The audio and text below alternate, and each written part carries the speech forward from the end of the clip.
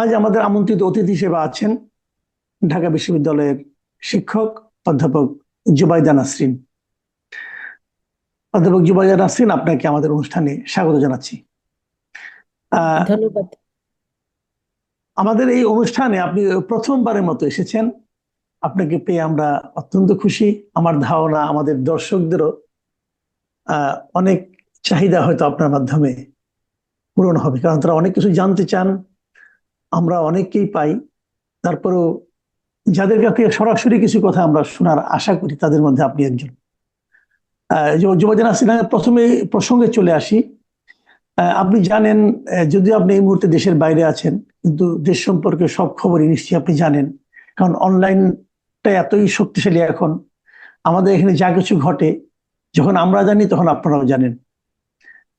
দেশে এর মধ্যে যে কিছু ঘটনাগুলো ঘটলো, বিশেষ করে আপনার ইনকিলাব মঞ্চের যে মুখপাত্র ছিলেন শরীফ ওসমান হাদী, তার গুলিবিদ্ধ হওয়া ঘটনা নিয়ে, তার মৃত্যুর পর তার জানাজাকে কেন্দ্র করে, এবং তার মৃত্যুর সংবাদের পর যে তাণ্ডব চললো আমাদের মিডিয়াগুলোর উপর, বিশেষ করে দুটো মিডিয়াকে আগুন দিয়ে জ্বালিয়ে দেওয়ার চেষ্টা হলো, এই সমস্ত ঘটনা নিয়ে কিন্তু অনেক নাটক, অনেক কিছু হলো। আমার ধারণা আপনি সবই নিশ্চয়ই ফলো করেছেন। তো এর মধ্যে আমি খালি একটা কথা বলতে চাচ্ছি, এই যে দুটো মিডিয়াকে টার্গেট করা হলো এবং তাদেরকে বলা হলো যে তারা নাকি দিল্লির, মানে এই দেশের আপনার কারখানায়, তাদের উপরে নাকি দিল্লি ভর করে আছে।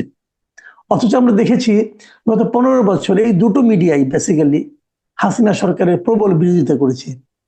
হাসিনা সরকার এমনই ছিল যে এই দুটো মিডিয়া তার গণভবনে তাদের প্রবেশের অধিকার পর্যন্ত ছিল না।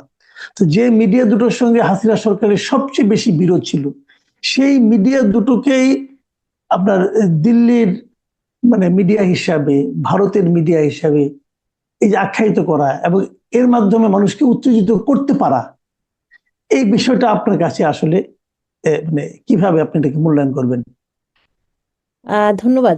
দেখুন, এখানে এটার ভিতরে অনেক যেটাকে আমরা বলি অন্তর্নিহিত সূত্র রয়েছে। প্রথমত একটি বিষয় আমার মনে হয় এখানে আমাদের খুব সামনে আনা উচিত, যেটি হয়তো মানে এই যে দুটো পত্রিকা, আক্রান্ত দুটো পত্রিকার সম্পাদকরা বলছেন এবং অনেকে বলছেন যে প্রথমবারের মতো বাংলাদেশের দুটো প্রতিষ্ঠান আক্রান্ত হলো, এবং গণমাধ্যমের সবচেয়ে বড় যেটা আমরা বলছি যে largest circulated news paper house. কিন্তু এর আগে আমাদের মনে রাখতে হবে গত বছরে কিন্তু আন্দোলনের সময়ে বিটিভি, আপনার এটিএন বাংলা, 71, আপনার টিভি এবং অনেকগুলো টিভি কিন্তু আক্রান্ত হয়েছে, পুড়িয়ে দেওয়া হয়েছে। এবং তখনকার আমাদের যে অবস্থানগুলো, আসলে আমাদের তো পক্ষ বিপক্ষগুলোর উপরে নির্ভর করে আমরা কোনটার প্রতিবাদ করব কোনটার করব না, আসলে কিভাবে। তো সেই সময় যদি এগুলো প্রতিবাদ করা হতো, যে গণমাধ্যমের উপর আঘাত সেটা যে পক্ষ থেকে হোক না কেন, আমার মনে হয় সেখানে সে আমাদের কিছু কিছু জায়গায় নীরবতা, যেহেতু আমরা বিভিন্নভাবে বিভিন্ন আমাদের ঘরানা আদর্শের সঙ্গে থাকি, পক্ষ বিপক্ষ হিসাবে নির্ধারিত হয়। সুতরাং আমাদের সেই কারণে তখন অনেকে আমরা নিশ্চুপ ছিলাম, এখন আমরা প্রতিবাদ করছি, কিংবা তখন কেউ প্রতিবাদ করেছে এখন খুশি হচ্ছে, নিশ্চুপ আছে। তো এগুলোর সঙ্গেও কিন্তু আসলে এই গণমাধ্যমের উপরে যে আঘাতের যে ধারাবাহিকতা, সেটা অব্যাহত আছে। এবং আমার কাছে মনে হয় যে এখানে প্রথম আলো বা আপনার ডেইলি স্টারকে আলাদা করে দেখাচ্ছে, বরং যে গণমাধ্যমের উপরে যে আক্রমণ সেটিকে আমি দেখতে চাই। এক, দ্বিতীয়ত হলো আপনি যে প্রশ্নটা করেছেন যে এই দুটি গণমাধ্যম গত 15 বছরে, বিশেষ করে শেখ হাসিনা বিরোধিতা করা থেকে শুরু করে, এটা অভিযোগ ছিল আপনার তখনকার আওয়ামী লীগ সরকারের, যে তারা সরকারের বিরোধিতা করছে, তারা সরকারের বিভিন্ন সংবাদ প্রচার করছে যেটি সরকার পছন্দ করেনি। তাদেরকে অনেকটাই আপনার সেই সময়কার প্রধানমন্ত্রী শেখ হাসিনা সংসদে দাঁড়িয়েও সেই দুটো পত্রিকার নিন্দা করেছেন। তাহলে এই আন্দোলনে এই দুটো পত্রিকার একটা বড় ভূমিকা ছিল। তাহলে এখন এই পত্রিকা দুটো কেন বর্তমানে যে আপনার যারা তাদের যাদের মাধ্যমে তারা আক্রমণের শিকার হয়েছে, কেন তারা আক্রমণের শিকার হলো? এখানে দুটো বিষয় আমি উল্লেখ করতে চাই। এক হলো যে প্রথম আলো, ডেইলি স্টার এক হলো যে তারা মনে করছে তারা যেভাবে সংবাদ চাচ্ছে, যেটা এখন তো একটা অ্যানার্কিজমে নৈরাজ্যবাদ, কেউ কিছু কিছু মানছে না যে আমার কথাই শুনতে হবে, আমি যা বলছি তাই হতে হবে। যেমন বর্তমানে রাজশাহী বিশ্ববিদ্যালয়ে যা হচ্ছে, যে আপনার শিক্ষকদের তাদের নিজেরাই আপনার পত্রে লিখে লিখে ঘুরছে শিবিরের নেতা এবং যে রাকসু জিএস। তো সেরকমই যে আমাদের পত্রিকার উপর খবরদারি, নজরদারি এবং মিডিয়ার উপর কর্তৃত্ববাদের যে চেষ্টা, এবং অলরেডি করেছে অনেকাংশে, সেক্ষেত্রে এই দুটো পত্রিকা যে তাদের মতো করে নিউজ হয়তো কোনো কোনো ক্ষেত্রে করছে না। আবার আরেকটি বিষয় আমি স্পষ্টভাবে জানাতে চাই যে প্রথম আলো পত্রিকা বিশেষ বিজয়ের মাসে তারা ধারাবাহিকভাবে মুক্তিযুদ্ধের বিভিন্ন সংবাদ এবং গৌরব গাথা প্রকাশ করে আসছিল, এবং স্পষ্টতই যারা আক্রমণ করেছে তারা মুক্তিযুদ্ধে পরাজিত শক্তি, এবং তারা এই বিষয়গুলোকে পছন্দ করেনি। এখন এখন অপোজিট সাইড থেকে কি হচ্ছে খুব ইন্টারেস্টিং দেখুন। একাডেমিকভাবে আমরা যদি বিশ্লেষণ করি, সেটা হবে কি যে 5টি জায়গাতে সেদিন রাতে একটা পর একটা আক্রমণ হলো। প্রথম আলো, ডেইলি স্টার, আপনার ছায়ানট, এবং ছায়ানটে একটা স্কুল আছে নানন্দা, আমরা সেটা অনেকাংশে ভুলে গেছি, বলি না, এবং তৃতীয়বারের মতো 32 নম্বর আক্রান্ত হলো। এখন তাহলে আজকে প্রথমবারের মতো আমি খুবই ভালো লেগেছে, ছায়ানট কিন্তু মামলা করছে একমাত্র এই ঘটনার বিপরীতে, যে 300 জনের বিরুদ্ধে, অজ্ঞাতনামা আসামির বিরুদ্ধে তারা মামলা করেছে। আর কোনো, এবং এই যে আমরা আমরা একটা আসলে সংবাদ মাধ্যমে একটা মোরালিপনা আছে তো, যে আমরা বারো বলছি প্রথম হলো ডেইলি স্টার উপর আক্রমণ, কিন্তু প্রথম হলো ডেইলি স্টার আসলে বিপরীতে কি করেছে, তারা একটা মামলা পর্যন্ত এখন এখন পর্যন্ত করেনি। দ্বিতীয়ত, যে আচ্ছা, বার্তাগুলো খোদ মামলাটা কি জরুরি? আপনি মামলার কথা বলছেন বারবার। মামলা না যদি সরকার ব্যবস্থা নেয়, যদি সরকার আক্রমণকারীদেরকে ধরতে চায়, সেখানে মামলাটা কি ম্যান্ডেটরি? বিচার আসলে এখানে ধর লিগাল বিচারের প্রসঙ্গ যদি আসে, তখন তো আপনাকে মামলা করতেই হবে। এখন সরকার কিসের ভিত্তিতে ধরবে? আপনি একজন অপরাধীকে কিভাবে আপনি চিহ্নিত করবেন একটা মামলা না হলে, যে আপনার বিরুদ্ধে কোনো অভিযোগ নেই? তাহলে আপনি কেন একজন মানুষকে ধরবেন যদি আইনগতভাবে বলেন? এই যে তাহলে তো আপনি যে যাকে বলেন তাকে পুলিশে দিবে, তাহলে পুলিশ কেন তাকে অ্যারেস্ট করবে? মানে যে আমাদের কাছে তার বিরুদ্ধে কোনো অভিযোগ নেই, আমরা তাকে অ্যারেস্ট করবো কেন? এখন অভিযোগ দাখিল করা, হ্যাঁ, এখন ধরুন সেটি সরকার বাধ্যও করতে পারেন। যে কোনো সব সময় যে আপনার যিনি ভিকটিম তাকেই করতে হবে না, বিচার চাইতে হলে আপনাকে অবশ্যই অভিযোগ করতে হবে যে আমি এই অভিযোগের বিচার চাই।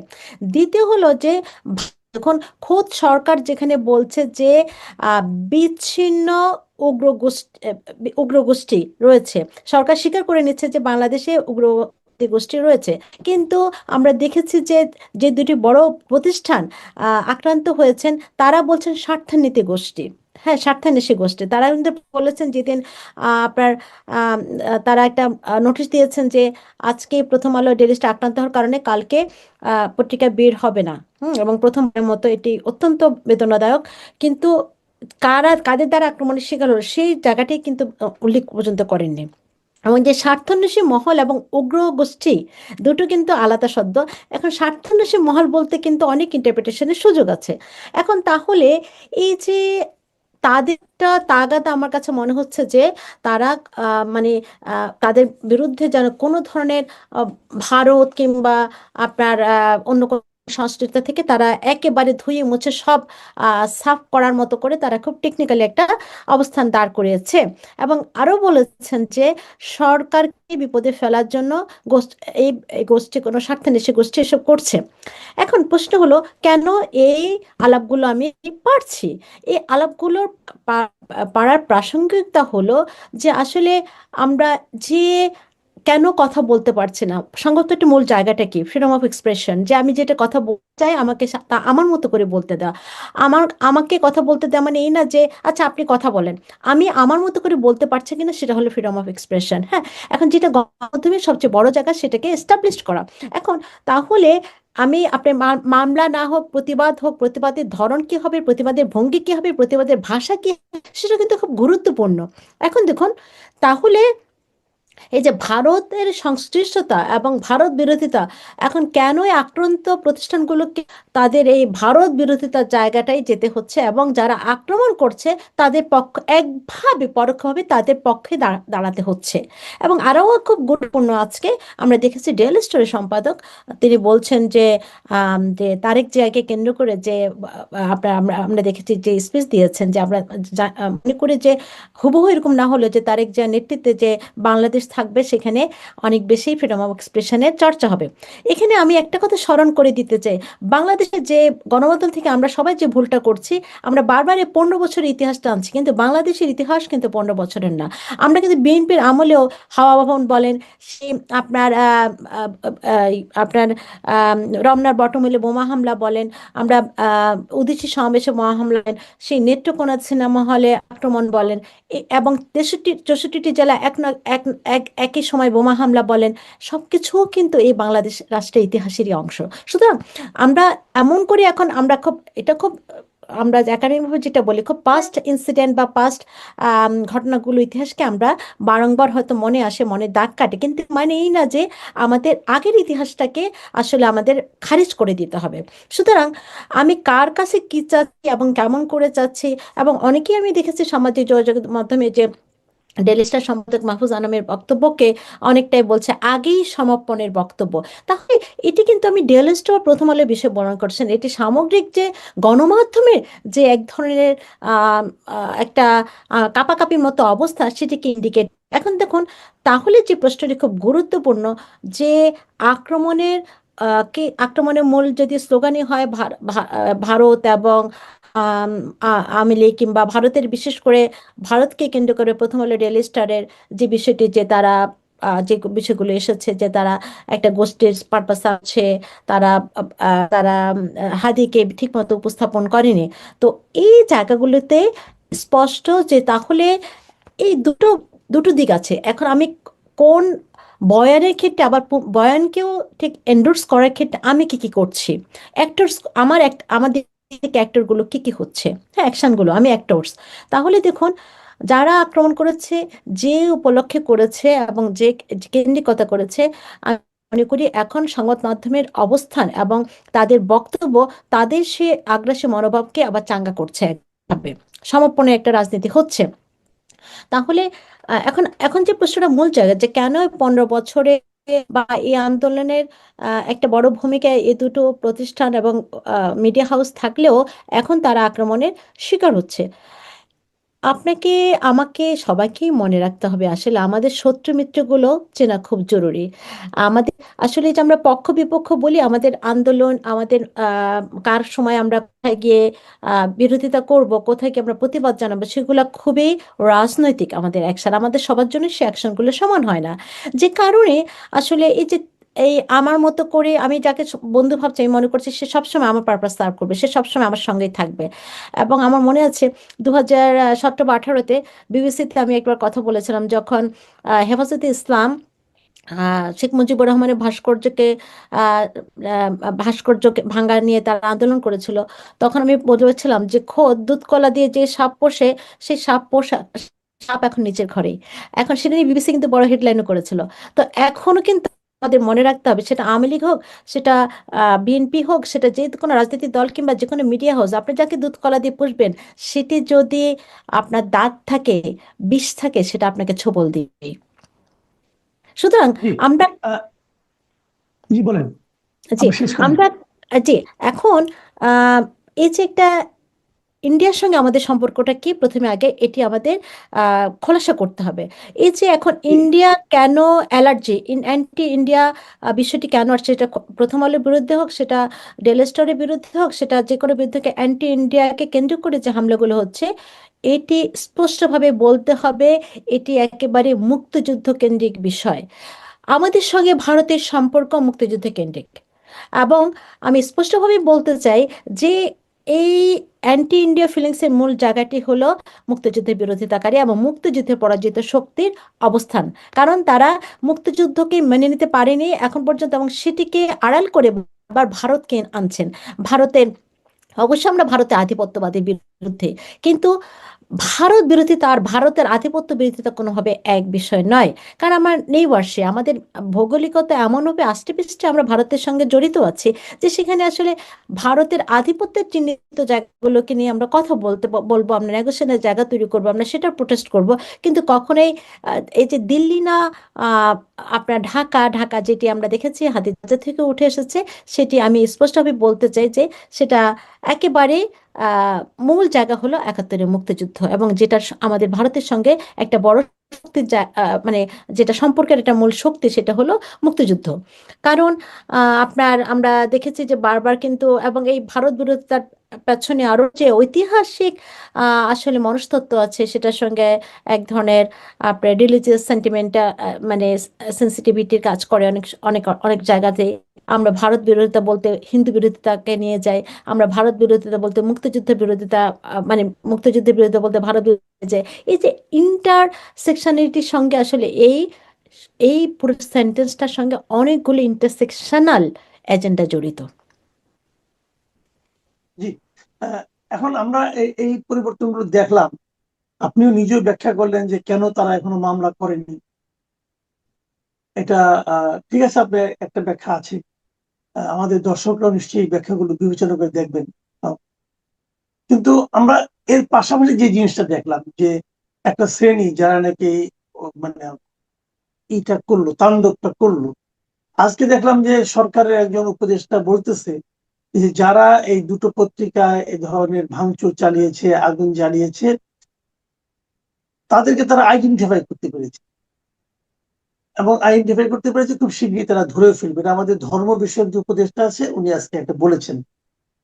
ইন্টারেস্টিং হলো, যখন তারা আক্রমণ করে ডেইলি স্টার এবং প্রথম আলোর পক্ষ থেকে, তারা কিন্তু পুলিশকে জানিয়েছিল, পুলিশের সাহায্য চেয়েছিল। তাহলে পুলিশ তখন কেন এলো না? এবং এখন তারা আইডেন্টিফাই করতে পেরেছে বলে কেন বাহাদুরিটা নিচ্ছে? এই দুটোর মধ্যে আসলে সঙ্গতিটা কোথায়? নাকি সরকার আগে এরা করতে দিয়েছে, এখন মলম দিচ্ছে, নাকি আসলে বিষয়টা কি? আসলে এটাকে আমি সঙ্গতি অসঙ্গতি ডাইকোটমি হিসাবে দেখতে চাই না। এখন দেখুন, খুব ইন্টারেস্টিং, যদি আমি সেই সময় আমাদের প্রধান উপদেষ্টার পরবর্তী দিনে যে আপনার ফেসবুক প্রধান উপদেষ্টার কার্যালয় থেকে যে ফেসবুক পেজটি পরিচালিত হয় সেটি থেকে যদি আমি দেখি, সেটি একটা আরেকবার যদি আমরা দেখি, সেখানে উনি দেখেছেন তিনি অনেক ব্যথিত হয়েছেন, এবং তিনি ইতিমধ্যে দুজন সম্পাদকের সঙ্গে কথা বলেছেন, এবং তিনি পূর্ণ সহযোগিতার আশ্বাস দিয়েছেন। আমি জানি না সবকিছু শেষ হওয়ার পর পূর্ণ সহযোগিতা বলতে কি বোঝায়, এবং ইতিমধ্যেই কিন্তু সকল জায়গায় এস্টাবলিশড হয়েছে যে এই সরকার একটি সরকারি বিষয় সবকিছু ঘটার পরে একটি বিবৃতি দেয়, এবং কখনো কখনো আমরা দেখেছি উপদেষ্টাদের মধ্যে অনেকেই আবার এটার প্রতিবাদে, প্রতিরোধে এবং এক ধরনের প্রতিবাদ জারি রাখে। জানি না এই প্রতিবাদ কার কাছে, এই অভিযোগ কার কাছে, বিচার কার কাছে চেয়েছেন তারা বিভিন্ন সময়।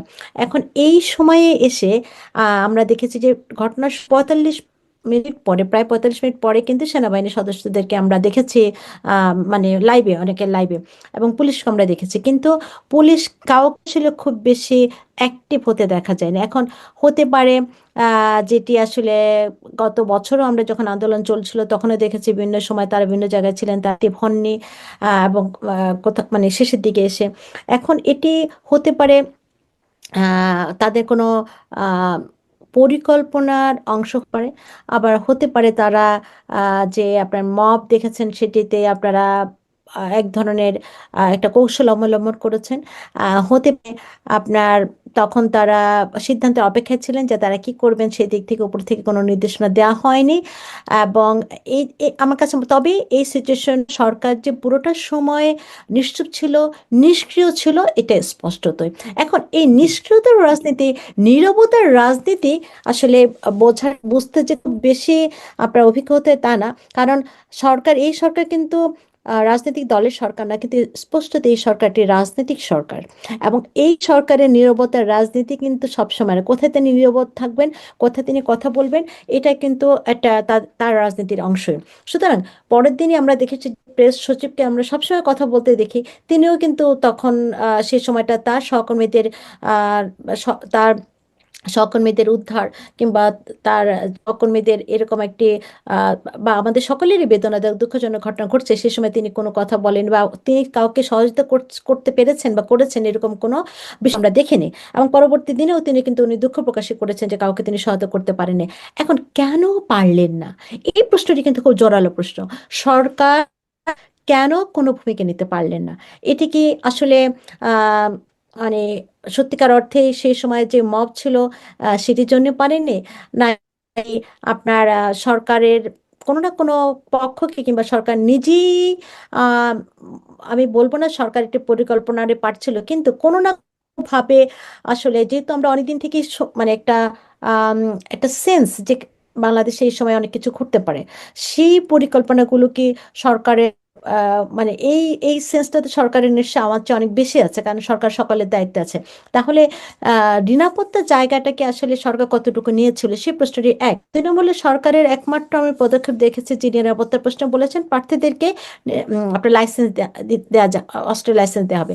তো অস্ত্রের মাধ্যমে কি আসলে সরকার নিরাপত্তার বিষয়টি কি দেখছেন একমাত্র? এটা কিন্তু খুব গুরুত্বপূর্ণ প্রশ্ন। এখন 3 নাম্বার হলো যে কেন এই পুরো সময় সরকার নীরব ছিলেন, মানে এবং সরকার কোনো অ্যাকশন নেয়নি? একমাত্র এই বিষয়ে খুব জোরালো প্রশ্ন করতে পারে যারা, আমরা তো অবশ্যই পারি, এবং যারা সরাসরি আক্রান্ত হয়েছে তাদের দাবিটা সব রাখে যে কেন সরকার এই বিষয়ে কোনো পদক্ষেপ নিল না। এখন তবে খুবই গুরুত্বপূর্ণ, দেখুন আপনি বলছেন আমরা সবাই দেখতে পাচ্ছি, সরকার বলছে যে অনেক আসামিকে আইডেন্টিফাই করা গেছে। এই আইডেন্টিফাই কিন্তু সামাজিক যোগাযোগ আমাদের ফেসবুকে আমরা দেখতে পাচ্ছি। এবং একটু আগে আমি দেখেছি যে আমাদের একটি ছাত্র হলের একজন নির্বাচিত ছাত্র সংসদেরই একজন নেতা, তার তার ছবি একজন পোস্ট করেছে যে তিনি হামলাটার সঙ্গে যুক্ত আছেন। তাহলে এই কাজ কিন্তু সরকার করছে না, এই কাজগুলো কিন্তু সামাজিক যোগাযোগের মধ্যে লোকজনই একে অন্যকে পরিচয় করিয়ে দিয়েছে, ইনি ছিলেন। কিন্তু সরকার ক্রেডিটটা নিচ্ছেন এখন। আমি জানি না সরকার কি ধরনের ভূমিকা রাখছেন, কিন্তু আমার কাছে যেটা মনে হচ্ছে সামাজিক যোগাযোগ মাধ্যমেই পরিচয়গুলো নিয়ে লোকজন ছবি দিয়ে পোস্ট করছেন, ভিডিও দিয়ে পোস্ট করছেন, পরিচয় জানাচ্ছেন, কিন্তু সরকার ক্রেডিট নিচ্ছেন। জি, কিন্তু এই অনেক ক্রেডিটটা ধন্যবাদ। নেওয়ার কথা ছিল সরকারের সে সময়, যে সরকার তখন কিছু একটা করছেন, পারেন না পারেন সরকার চেষ্টা করছেন। সরকারের সরকারের নজরদারিতে ছিল সে ঘটনা, সরকার তার সর্বোচ্চ চেষ্টা করেছেন সেটি সামলানোর, কিন্তু সেটি তো দেখা যায়নি। জি, অনেক ধন্যবাদ। অনেক ধন্যবাদ জুবাইদা নাসরিন। আপনি আমাদের খুব গুরুত্বপূর্ণ একটা বিষয় আমরা মানে মনে করি যে দুটো মিডিয়ার উপর আক্রমণ, এটা কিন্তু কেবল সেই দুই পত্রিকার মালিক এবং সম্পাদকের উপর আক্রমণ নয়, এটা টোটাল আমাদের যে বাক স্বাধীনতা, আমাদের যে গণমাধ্যম, এটা গণমাধ্যমের উপর একটা আক্রমণ। এবং ওনারা কেন মামলা করেনি যে প্রশ্নটা আপনি তুলেছেন, এবং সেই প্রশ্নটা হয়তো ওনারা ওনাদের ব্যক্তিগত সীমাবদ্ধতার জায়গা থেকে ওনারা হয়তো বলতে পারবেন, কিন্তু ওনাদের এই সীমাবদ্ধতা কেবল ওনাদেরই সীমাবদ্ধতা নয়, এটা আমাদের পুরো গণমাধ্যমের অস্তিত্বের প্রশ্নে কিন্তু একটা বড় ধরনের হুমকি এবং দুর্বলতা বলে আমি মনে করি।